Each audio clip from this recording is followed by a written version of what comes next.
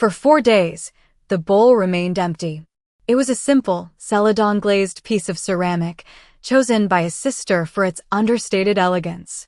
Each day, a new meal was placed within it: seared wagyu, delicate tamagoyaki, clear fish broth with slivers of yuzu, and each day, the meal was taken away untouched. Ryusei Kudo sat in the back booth of the quiet cafe he owned, a ghost at his own table. He was the Oyabun of the Kudokai, a man whose quietest whisper could flood a city block with his men or drain the life from a rival's enterprise. He controlled the ports, the unions, the concrete that built the city's new towers. But for 96 hours, he had been rendered powerless by grief, a force more absolute than any enemy syndicate. His men stood like statues at the cafe's entrance, their dark suits a funereal uniform. His sister, Hannah, sat opposite him, her posture perfect, her face a mask of strained patience. "Brother," she said, her voice a silken thread in the heavy silence. "You must eat. The family needs its strength." What she meant was, "I need you to stop this. Your weakness is becoming a liability." Ryusei did not look at her.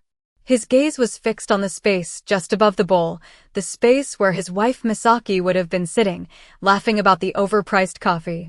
The cafe, the Gilded Bean, had been her project, her little piece of normalcy in their gilded cage. Now it was his mausoleum. From across the room, near the clatter of the espresso machine, a young woman watched.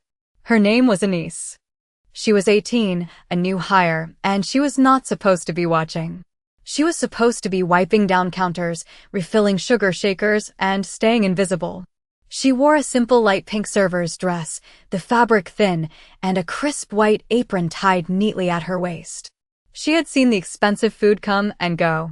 She had heard the hushed, urgent conversations between the manager and the men in suits. She knew, with the instinct of someone who had known real hunger, that this was not about the quality of the food. It was about something else entirely. She watched Hannah leave the table, her movements sharp with frustration. She watched Ryusei stare at the empty air. And then, she made a decision that would either get her fired or change everything. She untied her apron, laid it on a clean counter, and walked into the kitchen. The reason for Ryusei's starvation was a matter of public record and private agony. 11 days ago, Misaki's car had been hit by a truck that ran a red light. The official report called it a tragic accident. The driver was a nobody, drunk at 10 in the morning. But Ryusei knew the intricate mechanics of his world. He knew there were no true accidents, only failures of foresight. He had built an empire of information, of surveillance, of absolute control, designed for one purpose above all others, to keep her safe. And it had failed. The truck was from a shipping company owned by a minor rival, a man he had dismissed as irrelevant. The connection was too thin to be proof, but too thick to be coincidence. It was a message. A sloppy, brutal, devastatingly effective message. His grief was not the soft, weeping kind. It was a cold, hard fury directed entirely at himself. He was a god in his own dominion, yet he had failed to prevent a simple, crude act of physics. He replayed the timeline 1,000 times a day. If he had insisted she take his driver. If he had called her 5 minutes earlier or 5 minutes later. If he had never underestimated the ambition of a small man. Each thought was a turn of the screw. His home, once filled with her music and the scent of the flowers she arranged, was now a silent, sterile vault. He slept in a guest room because the indentation her body had left on her side of the bed felt like a physical accusation. Hannah, his younger sister, had stepped into the vacuum. She was brilliant, ruthless, and understood the family business better than anyone. She saw his grief not as a wound to be healed, but as a breach in their defenses.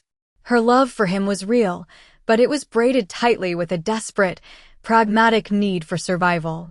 Every plate of food she brought him, every plea, was a strategic move. "The elders are asking questions," she would say. Or, "The O'Malleys smell blood in the water." She was trying to remind him of his duty, of the throne he was leaving vacant. But every reminder of his power was a reminder of his failure.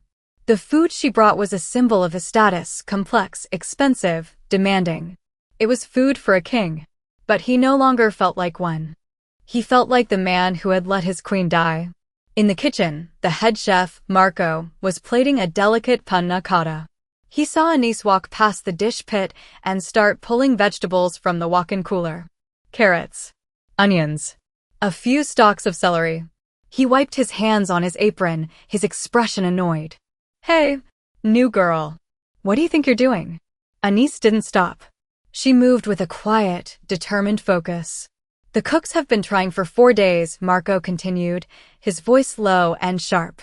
He sends everything back. Do you think he wants whatever it is you're making? She finally looked at him. Her eyes were calm. He doesn't want the cook's food, she said, her voice soft but firm. It wasn't a criticism, it was an observation. She placed the vegetables on a cutting board and picked up a heavy chef's knife. Her hands were steady. She was a waitress. A pre-med student at the city college, surviving on scholarships, ramen, and sheer will. She had never cooked in a professional kitchen in her life. But she knew this. She knew the hollow space grief carves out in a person's stomach.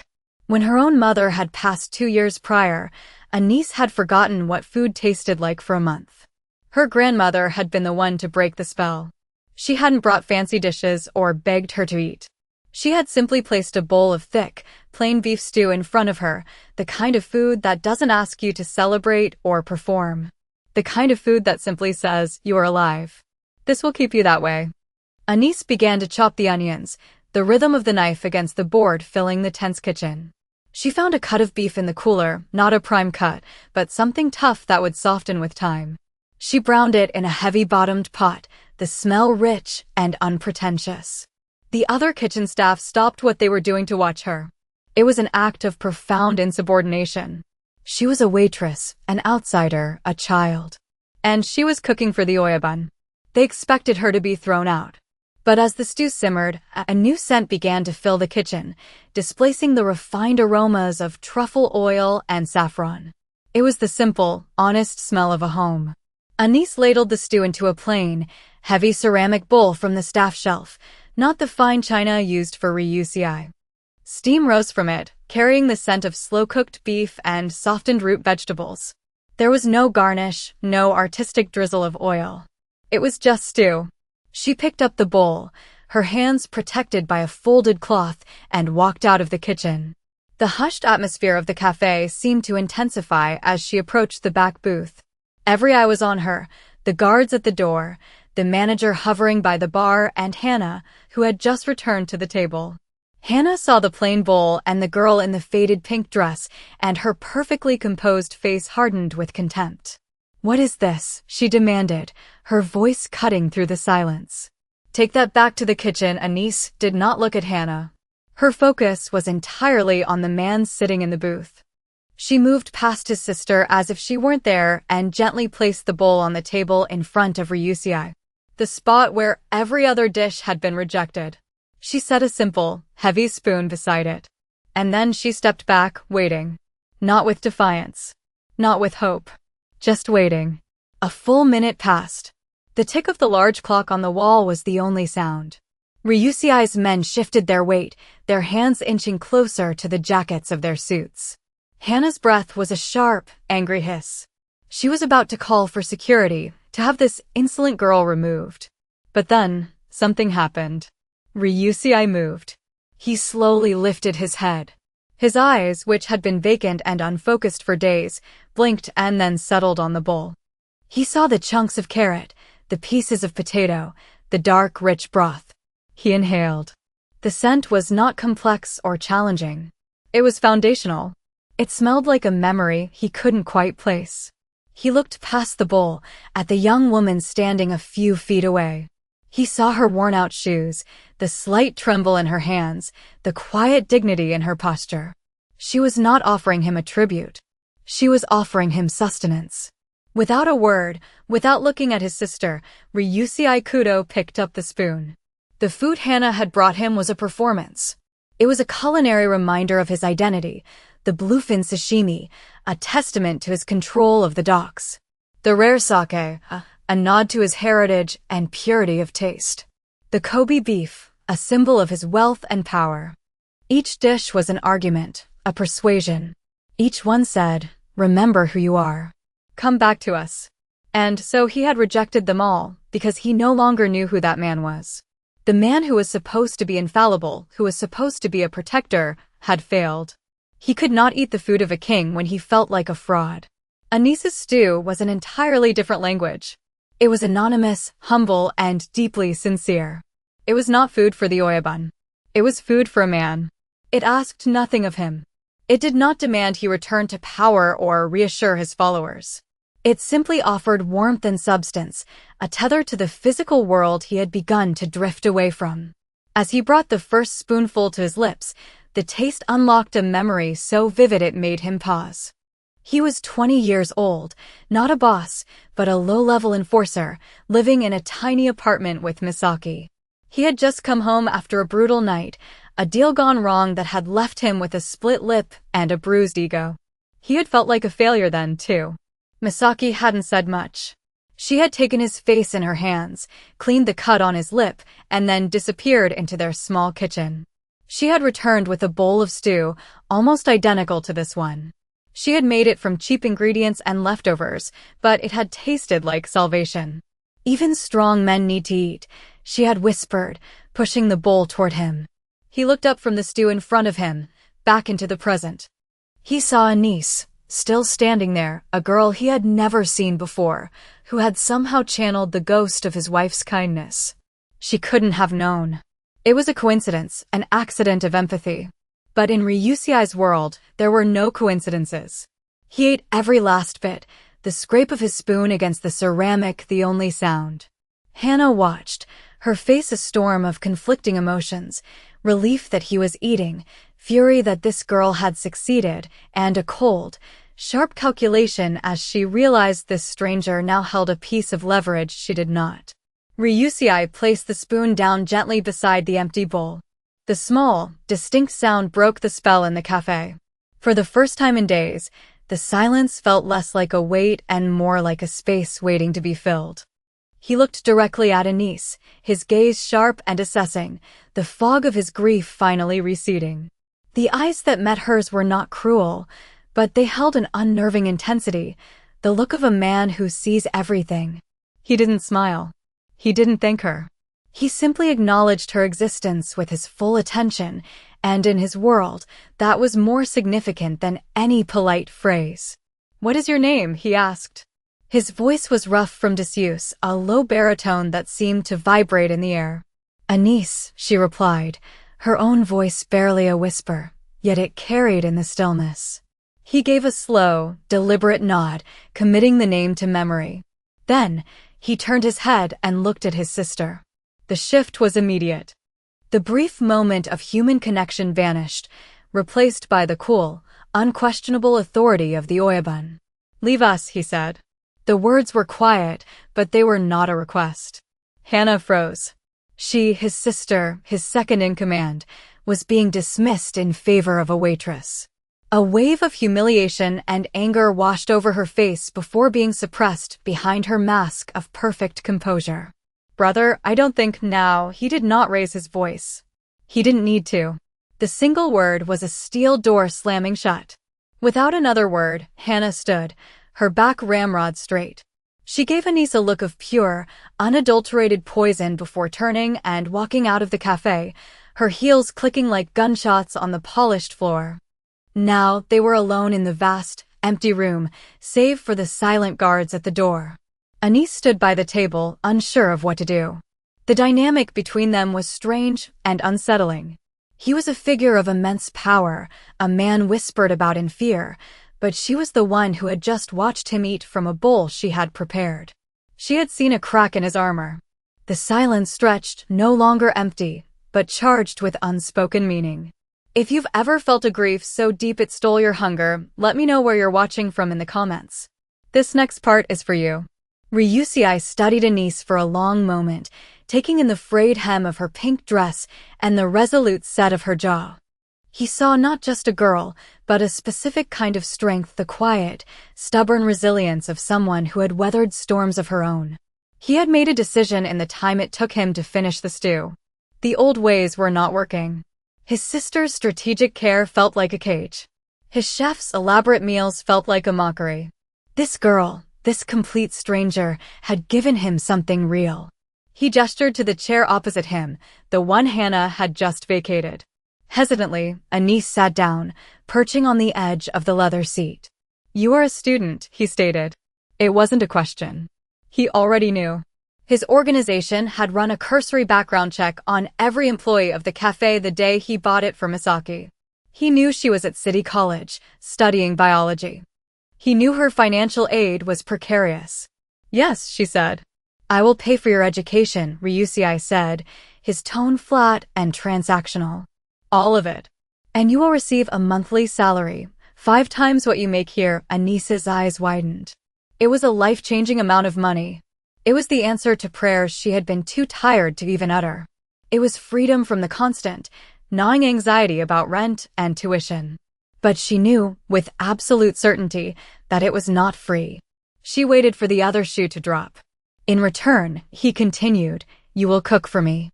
1 meal a day. Here." After the cafe closes to the public, her heart began to beat faster. It was an offer she couldn't refuse, not just because of the money, but because of the man making it. Refusing a man like Ryusei Kudo was not a simple no, it was an insult. An act of defiance that could have unforeseen consequences.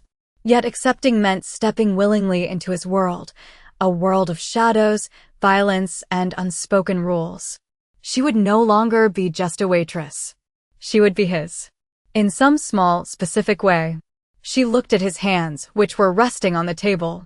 They were elegant, with long fingers and immaculately clean nails, but she could imagine them doing terrible things. Right now, however, they were just the hands of a man who had been hungry. That was the only version of him she truly knew. Her need outweighed her fear. Her dream of becoming a doctor, of giving her family a better life, was more powerful than the danger she could only guess at. "Okay," she said. The single word sealed the pact. The Gilded Bean Cafe was no longer just a cafe. It had become a territory, a sanctuary, and now a gilded cage of her own. The new routine began the next evening. At precisely 10 o'clock, the last of the regular customers would leave, and the manager would lock the front doors. Ryusei's men, 2 silent figures named Taka and Shin, would sweep the premises, their movements economical and precise.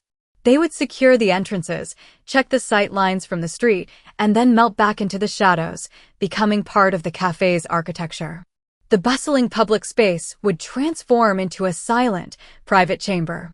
Anis would change out of her uniform and into her own clothes, but she would keep the white apron on. It felt like a shield. In the vast, gleaming kitchen, she would cook. She never made anything complicated. She made the food of her childhood, the food of necessity and comfort. Thick lentil soup. Simple roasted chicken with potatoes. A hearty pasta with a slow-simmered tomato sauce. Food that was honest and nourishing. They established a ritual that was built almost entirely on silence. She would bring the meal to his booth, setting it down gently. She would pour him a glass of water. Then she would retreat to the kitchen and clean, giving him his space. He would eat slowly, deliberately. When he was finished, he would leave the empty bowl and plate on the table and depart through a private back exit. Only then would she return to clear the table. For weeks, they exchanged no more than a dozen words. Yet, a strange intimacy began to grow in the quiet spaces between their actions. He started leaving things on the table for her. The first time, it was a thick, leather-bound textbook on organic chemistry. It was a new edition, far more expensive than the used one she was struggling with. She never mentioned it, and neither did he. She simply took it.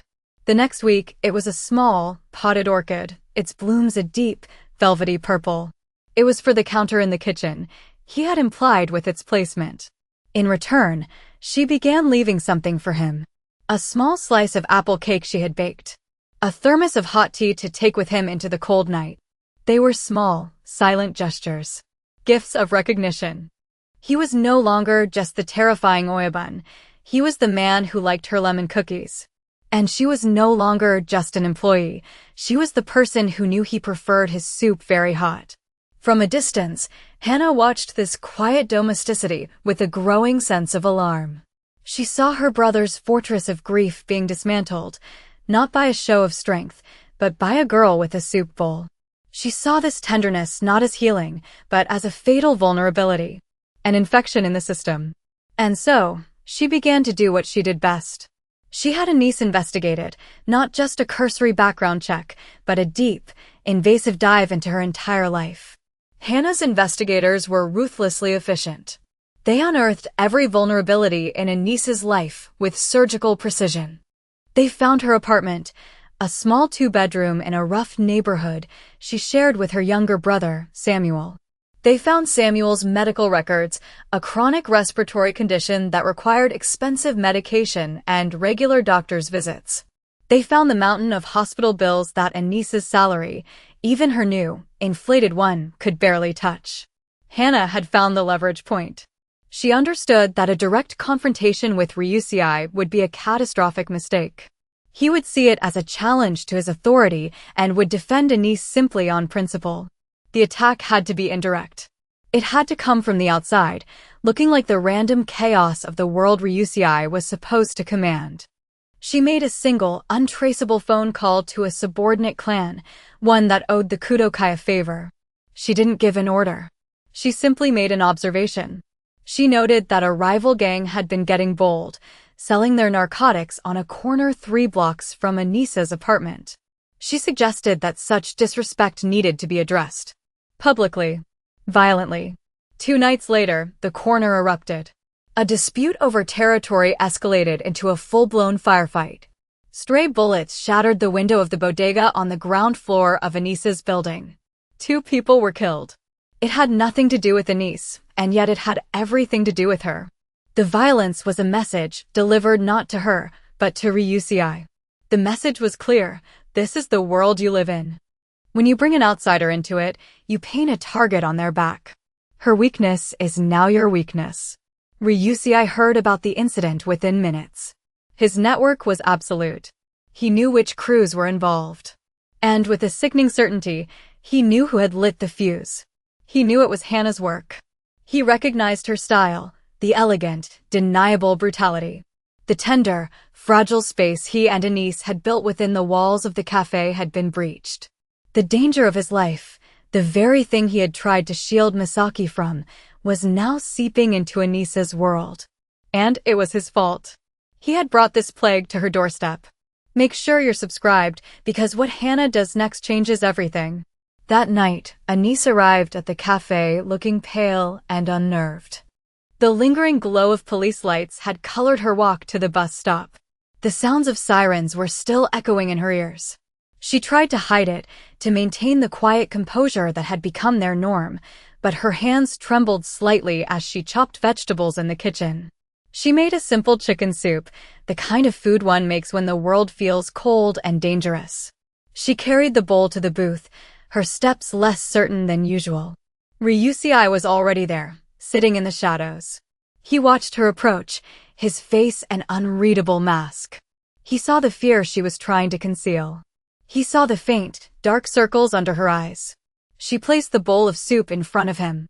The aroma of chicken, broth, and dill filled the space between them. On any other night, it would have been a comfort. Tonight, it smelled like a liability. He looked from her frightened face to the soup, and he made a terrible choice. He did not pick up his spoon.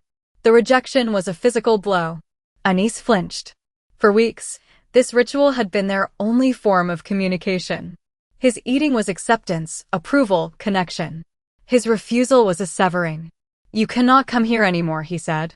The words were flat, devoid of emotion, delivered like a final judgment. It wasn't a dismissal. It was a desperate act of protection. The narrator of this story understands what he meant. He was exiling her from his world to save her from it. He was choosing to be hungry and alone again if it meant she would be safe. But Anise didn't hear the subtext. She heard only the surface meaning. She was being fired. She had done something wrong. The fragile ground she had found beneath her feet crumbled. Is the food not right?" she stammered, her voice cracking. "It is not safe for you," he said, the words clipped. He gave her no comfort, no explanation. He couldn't. To show her his fear for her would be to admit his own weakness, to reveal the threat his own family posed.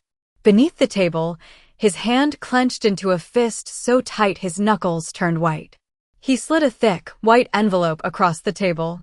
It landed softly next to the soup bowl. "This will cover your tuition and your brother's expenses for 2 years," he said. Go, Anise stared at the envelope. It was her dream, materialized in paper. It was security. It was a future. But it felt like a payoff. A final transaction to end their silent arrangement. She was torn between the overwhelming relief the money offered and the sharp, sudden pain of his rejection. The soup sat between them, a final, uneaten offering, its steam dissipating into the cold air.